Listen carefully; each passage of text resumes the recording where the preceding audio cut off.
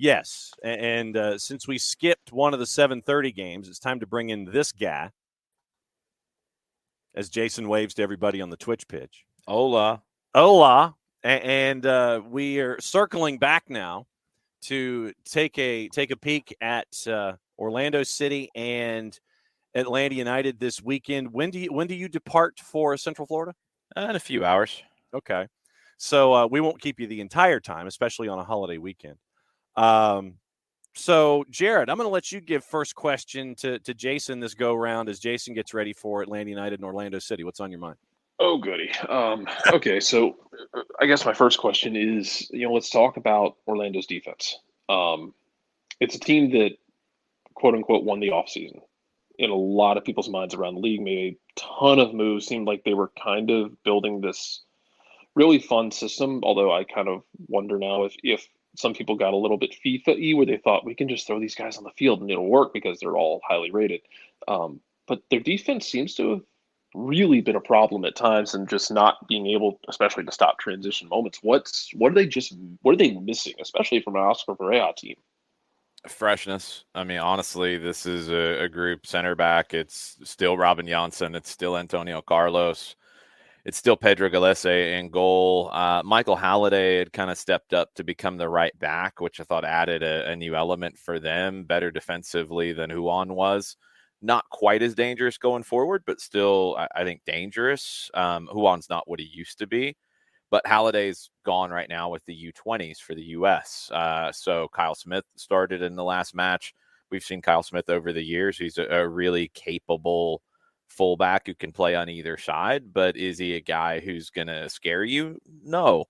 Rafael Santos started on the left side. He got a goal late against Miami. He's improved the back line from Joao Moutinho, in my opinion. So it's better out wide, but through the middle, it's still the same. And that's something that this team, I think you can get them a little bit on. Orlando, for me, it's not so much about personnel and everything with that. It's the ups and downs that they've had to deal with. And I feel like this has been a really inconsistent team because of that this season. They started out, and you're right, there was a lot of hype about Orlando. They had added some nice pieces like Martin Ojeda up top. You had another year of Facundo Torres, another year of Ercan Kara. Expected more from them. The attack looked great, and defensively, okay, well, it's not bad, but okay. They have that great performance down in Monterrey in CONCACAF Champions League, and then they followed that up, and they couldn't get through Tigres, even though it was on the table for them to do so.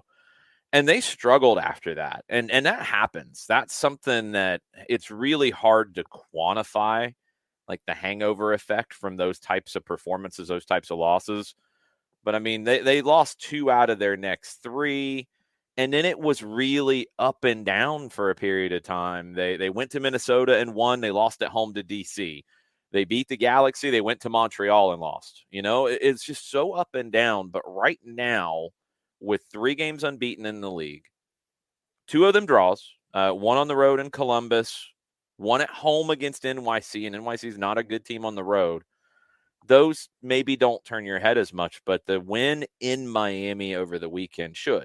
And it's a good performance. Ojeda gets the winning goal coming off the bench. Kara gets a goal. It's more the attack for me against Orlando that worries me. I think defensively, they're just not special. Gallese still has that ability to just stand on his head and frustrate you as good goalkeepers can, especially good shot stoppers. But this is a team defensively that, I mean, I don't think Atlanta's going to be looking for transition moments specifically against them. I think they're just going to look to attack and just wear them down. And especially with Halliday out, you have to feel like the right side of Orlando's backline, so that's Atlanta's left side, is where they might focus their attacks. And we know Thiago Almada likes to drift to that side. So I don't think you're trying to draw them in to hit them in transition. I think you're just trying to really chip away and chip away and chip away at that side of the field and find the breakthrough. And I know offensively, or at least in the setup of the starting 11, no Aruju, no Ibarra. What would you be anticipating? I know we're talking about attacking on the left-hand side, but what are you thinking about on the right-hand side going forward in this match? I think Brooks Lennon is the easy answer here, just because he's fresh. He had the game off, first time he had a game off all season long. Ronald Hernandez, I think, has played really well in these last 2 games. He can play right back. Lennon can move up to right wing. And I think it solves a couple of different aspects. I mean, just in terms of a capable right winger, yes, Brooks Lennon can play the right wing. I think he's better as a right back, but he can play the right wing. Hernandez is going to stay home a little bit more, especially with that pairing. And maybe that solidifies things defensively just a little bit. I think Hernandez has the personality defensively that this team needs in terms of just winning those 1v1 duels by all means necessary.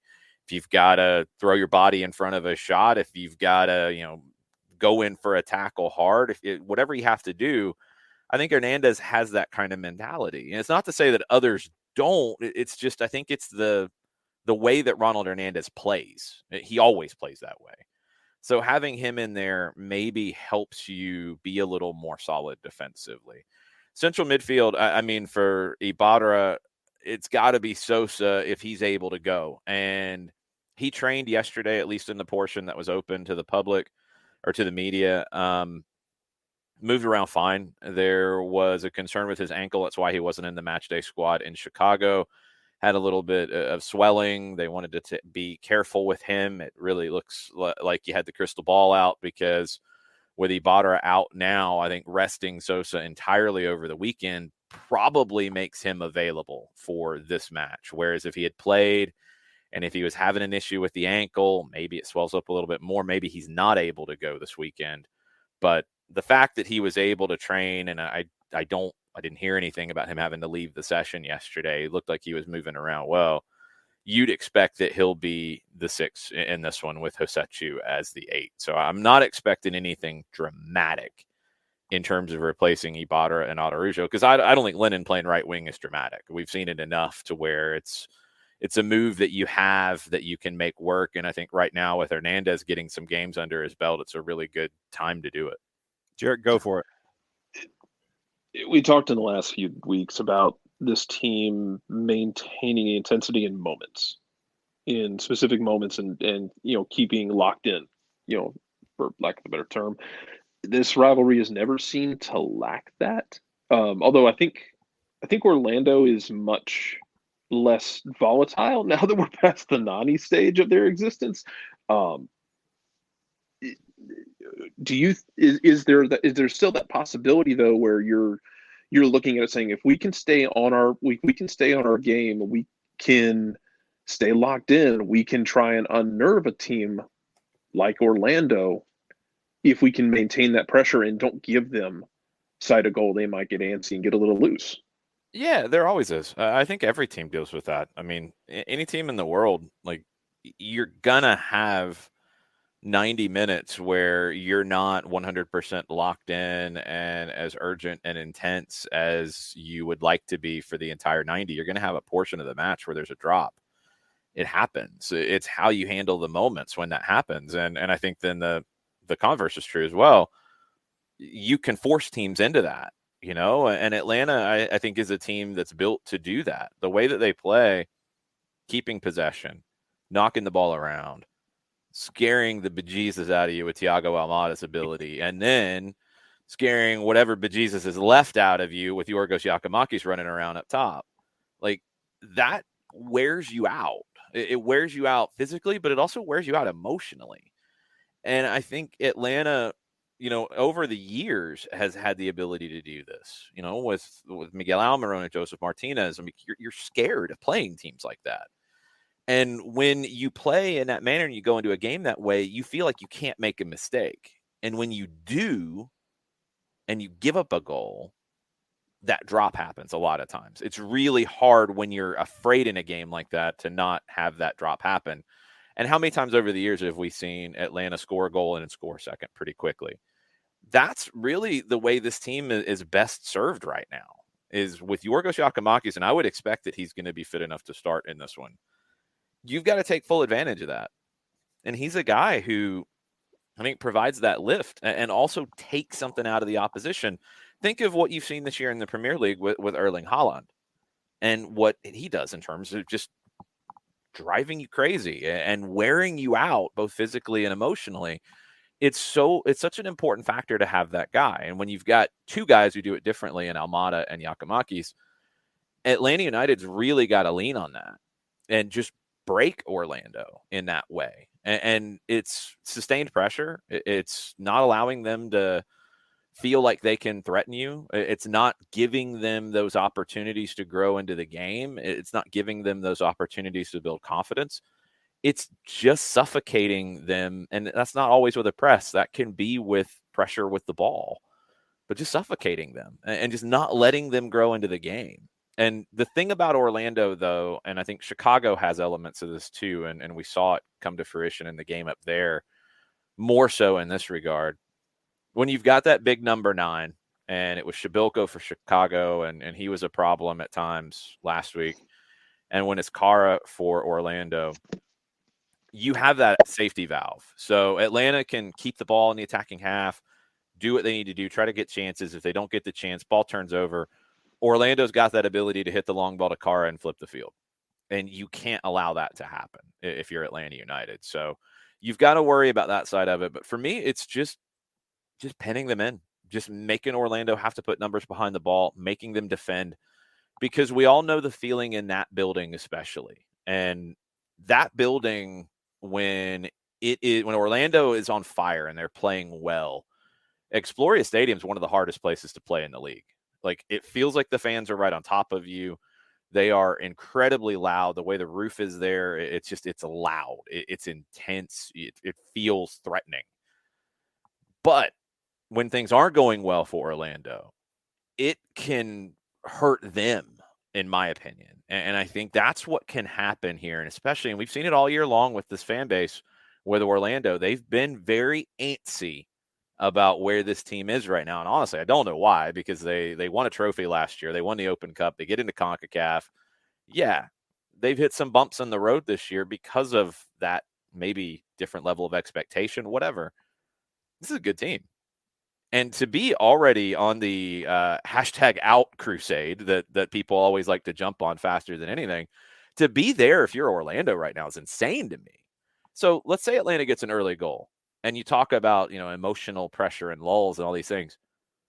If Atlanta gets an early goal, that building is not going to be in the best of states, I think, to help their team come back.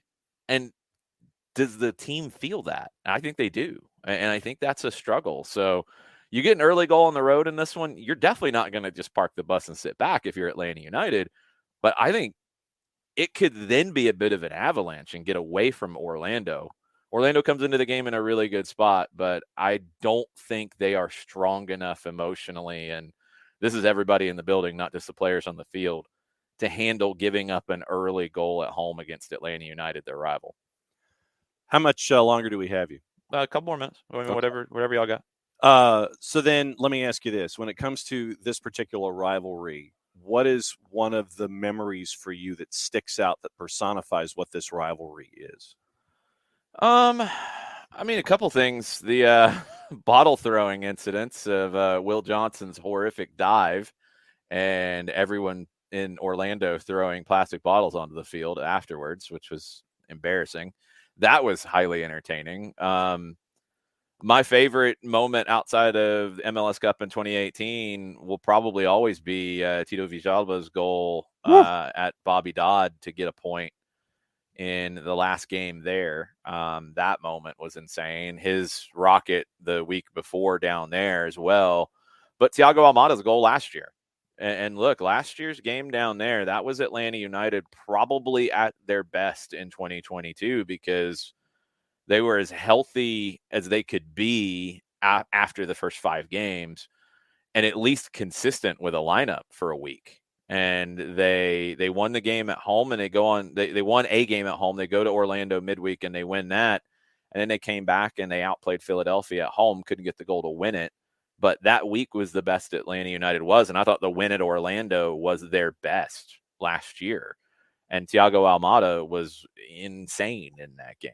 The goal he scored was incredible, but just the overall performance from him those are the games that stick out to me. I mean, it feels like a lot of times it's crazy with this matchup. The 3-3 draw at the Benz the first time they played there, when Joseph and Dom Dwyer have the shootout back and forth. I mean, so many different moments. And I don't know why anybody runs from the rivalry word at all, period. I don't care. I mean, if St. Louis and Kansas City can create a rivalry when they've never played before because of legal complications and podcasts, then yes, Atlanta and Orlando has been a rivalry. Okay.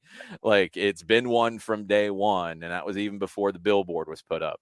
That is just something that happens, and it doesn't always stick, but we don't have to fight it to say that it can't stick. Like, if it sticks, it sticks. If it doesn't, it doesn't.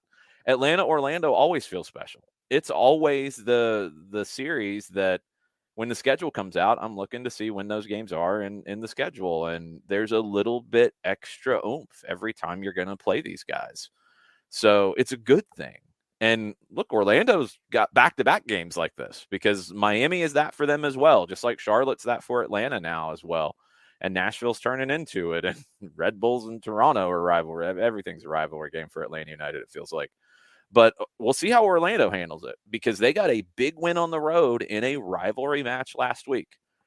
Can they come back down to earth a little bit and handle what Atlanta's attack can do to them this week? And if it doesn't start well, are they emotionally equipped to deal with that? I don't think they are, just based off the way the season has gone. But they're capable of Orlando's definitely a capable team of being better than their record. I feel like they are a better team than their record. I think that hangover after CCL hurt them, but do they get there in this game? Because if they win back-to-back against Miami on the road and then Atlanta at home, you got to start looking at Orlando as a team that's going to climb in the Eastern Conference, because that belief will be back that was there to start the season. Okay, so I'm going to be mean now and ask something for explanation's sake, because I want to. So when we talk, because I feel like we're going to see this tomorrow with Atlanta when they are in possession and when they are trying to move teams around. And I want to go over this because I've heard it in the last few games where people talk about they need to play quickly. And I wanted to go over the difference between playing quickly and playing fast, especially when you're in possession in the final third, where you're not necessarily trying to fly around, but you're trying to play quickly. Yeah, I mean, so that people don't misunderstand it. Well, there's so many different aspects of this. I do have a plane to catch in a few hours. It'll only take you 6. You're fine. It's tricky because people define things differently, and people, I think, use the words fast and quick interchangeably. And I think they also use them in the wrong ways when you talk about building up the play. For me, cleanly is honestly the more important thing here. And let's start from the buildup. You got to get to the final third first, because you don't just magically teleport into the final third. You have to get there. And I think Atlanta United's buildup is critical in that. And look, it'll be different if Lennon's on the wing and Hernandez is the right back and Sosa is there instead of Ibarra. Those are different characteristics of players. So things will look a little bit differently in that regard. Not dramatically, but a little bit. Sosa more comfortable dropping between the center backs to make 3 in your first phase of build-up. Ibarra has done it, and I think he's done it pretty well this season. But Sosa, that's natural for him. That's just something he does. That's the way he feels the game. So that gives the ability for Hernandez to do something that he does that really Lennon does not do in terms of tucking inside. We see Ronald Hernandez tuck in as that kind of auxiliary central midfielder a lot in those moments. Lennon is always wanting to stretch the field high. Again, it's the characteristics of the players. So that actually works really well. If Sosa drops and Hernandez tucks in and Osechu is there as well, then you've got the 3-2-5 kind of build up, or 3-2-2-3 or 3, however you want to put it. But generally 3 and 2 is what you're focused on. Your 2 center backs with Sosa dropping in between, Hernandez tucking in, and Osechu in front. You're going to be able to play through Orlando with that pretty well if you don't make mistakes. You don't have big errors there. So then you can get into the attacking half in the final third cleanly. The cleaner you get through your build-up phase into the attacking half and into the final third, the faster you can play. because you've eliminated defenders along the way. Like, of course, they can track back, but if you've pushed past 1, 2, 3, maybe 4 players with your buildup, then you can attack with number advantages, and you don't have to wait. There's no reason to slow down. What happens for Atlanta United, and this is why you can't just say play faster or play quicker. What happens when the game slows down is when teams either do slow things up really well in the build-up phase, so you don't get through cleanly, and they're able to stay behind the ball and then drop and then put numbers in the defensive third to where there's just not those passing lanes that are open. Then you've got to work to create the openings. Or they just stay behind the ball and they don't step up high and press at all. Now, I don't think Orlando's going to do that at home. I don't think they're going to be reckless with pressure, but I don't think they're just going to sit back and put numbers behind the ball and only play on the counter or try to, just frustrate you. I don't think they're going to do that. So you play through that pressure, you get into the attacking half, you get into the attacking third, and then if you have your number advantages, you can play faster. You have the ability to play faster because you have more space to work with. If you don't get through your build-up phase quickly and teams are able to stay behind the ball, and I don't think Orlando will do it, but you see what Colorado did and other teams where they just sit behind the ball and just put numbers behind the ball. Charlotte did it from the beginning of that game. You can't play fast. Then you're running into a brick wall, and it doesn't make any sense. Like if you build up play well, the brick wall isn't very strong. You can jump over it because you can play fast because they haven't been able to put the bricks back there to defend. If you don't build up play well, or the team just says, we're going to build a brick wall, we don't care what you do in the build-up phase, then you've got to work to chip it and knock it down or get over to get around it. Like, it's harder. So to me, it's not so much just play quicker, play faster in the final third. That's taken away most of the story. If they have numbers behind the ball, why do you go fast and turn it over and then be exposed? You can't. You've got to be smart about how you set a team up to be able to attack in those moments. And it's the buildup is so vital. This is why, like, just blasting it long out of the back doesn't accomplish anything. And I know there's a subset of people who, like, anytime there's any pressure on the buildup, it's play it long, hoof it. It's that kind of like response to it. The faster you do that, the faster the ball is going to come back down your throat, and you're not going to be positioned to defend it. So when you're a possession-based team, everything is about eliminating defenders. And you want them to step up and come out and play and try to win the ball back because you are betting on your ability to eliminate those defenders and then get into the final third and be able to attack faster and quicker and cleaner and have those spaces to get into. Did that get what you wanted, Jarrett? Yeah, it did, actually. I took it a completely different direction, but sorry, you know me by now. No, but that's fine, because what I wanted was an expansion an expansion on the concept of when I see and hear on a broadcast, well, they just need to play quicker. No, because it's oversimplifying the entire concept. Yeah, it's changing the concept. I mean, just saying play faster in the final third, if there's not the space to play into, why do you want to give the ball up? Because that's what it is. If there's nowhere to play and you're being told to play faster, you're going to turn the ball over. Why? Like, why do you want to do that? I want to keep it in the other team's half. Well, it's like when people when I've seen people complain about, like, you got to switch play faster. It's like, I'm going to tell you the same thing I tell my daughter when she's on a swing. You are at the mercy of gravity when you kick a ball into the air. We're not on Jupiter. The ball's not going to come down faster. Now, the point that I would make about that, the way it should be expressed in that is, and this is something you do when, okay, you either don't get into the attacking third cleanly, or the team is parking a bus sitting back deep.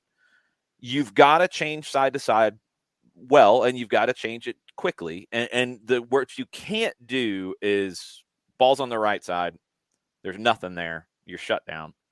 You can't always, and nothing is robotic in this game. And anybody who teaches the game in a robotic manner drives me insane. There's nothing about, well, if X happens, then you always do Y every single time, no questions asked. No, that's not how the game's played. The players are going to figure this out. They have to, and they have to be able to think for themselves. You're not going to tell Thiago Almada to do the same thing over and over again. That would be idiotic in terms of being a coach. So what you do there is you've got to mix up your pace of play, and at times you've got to switch the point of attack quickly. And when I say that, what I want to see is not just the guy on the right side hitting a long looping ball to the guy on the left. No, you can change it very quickly by dropping it and then quickly swinging it over. That's faster. Hitting a ball from the right sideline to the left sideline, you're right. Gravity does factor into this. But if you play it a quick hard ball low to your 6 or one of your center backs, and then they play a quick hard ball low to the opposite side, it's going to move faster, right? Mm-hmm. That's going to get you over there faster. And when you do that, again, not always, because if you always just do the exact same thing, these other teams are going to figure that out. When you do that and you do it effectively, you can create openings the other way. Ideally, you want to switch the play before the other team gets set. It's harder once they're set. They can slide better. But when you do it more in the middle third, getting into the attacking third, that's where you can be really dangerous. And go back to the goal against Portland that Yakamaki scored off the cross from Wiley, where they switched it twice in the middle third, and Portland's spinning around like tops because they don't know what's coming. So that's what you've got to think about in terms of switching the play quickly. It's not just hitting a long ball to the opposite side. It's setting the other team up for it and creating that space and being able to exploit it. And a lot of times your best way to do it is to go back and over on the ground low. It's okay to pass backwards. It's definitely okay to pass backwards. And it's something that I think this team actually does pretty well. And I think when you've got a guy like Sosa there, especially with his range of passing, take advantage of it. He's more comfortable in those situations than any Ibarra with those big switches. And if you can pin a team back deep and swing the ball from side to side, you're going to create an opening. And these are good things. That's what you want to do against teams that are going to do that. Broadcast plans on 92.9, sir. 7:00, Five Stripes countdown, 7:39 kickoff, and then we'll have the full-time report afterwards, but it'll be abbreviated because we got a plane to catch. So 92.9 The Game, the Odyssey app, and the Atlanta United app. That's where you can listen. And you get to return here because we've got the Twos on the network on Sunday night at 6 after what happened last night at Northern Kentucky. I don't want to talk about it. Yeah, that was pretty frustrating last night. It was very interesting, some of the calls that happened in that game. Very, very interesting. The red card was extremely interesting. The lack of a penalty for Brennan. Yes, he was looking for it. Yes, he was hit from behind in the 18. It was interesting that wasn't called. It was a very interesting match, and we'll see if the Twos can build on that in a positive way and maybe not have as interesting of a match on Sunday, but a more successful one. If we're going to define officials by big moments, then yeah. It was interesting, Jarrett. It was very interesting. Mm-hmm. It was interesting. Well, and I felt bad for him because they played better than Cincinnati did down 100%. A man aside from that one moment. And I hope Steve Cook is proud of the way they fought in that situation despite the result. Yeah, and I would assume that he is. Yeah. I'm looking forward to seeing what their response is going to be on Sunday. And if you're in the area, get out to Kennesaw and support the Twos. What he said. Jason, be safe getting down there. We'll be listening, and we'll catch up with you on the weekend. Adios. All right. That's Jason.